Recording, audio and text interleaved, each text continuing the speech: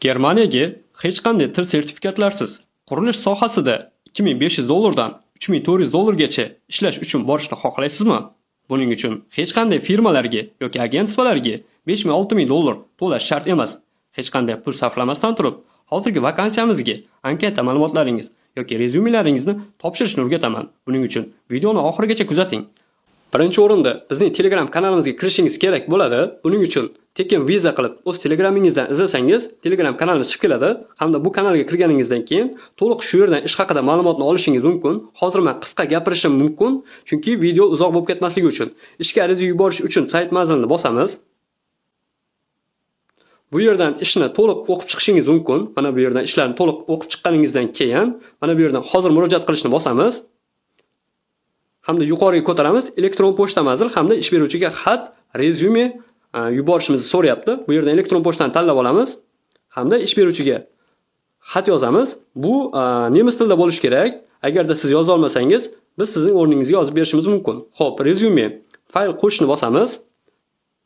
Bu yerdan faylimizni tanlaymiz, ya'ni bu o'zingizning shaxsiy rezyumingizni bu yerga belgilashingiz kerak. Mana rezyumeni belgilab oldim. Endi cover letter, ya'ni ish beruvchiga to'liq xat. Buni ham belgilaymiz. Mana bu cover letterimiz. Hamda bu yerdan galochkalarni qo'yib olamiz. Hamda taklif uchun ariza yuboring.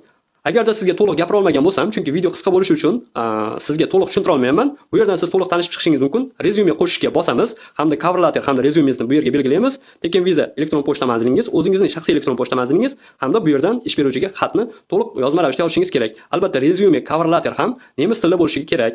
Xo'p, bu yerdan taklif uchun ariza beringni bosamiz. Ozgina kutib turamiz. Mana albatta bizning arizamiz topshirganingiz uchun rahmat deyapti.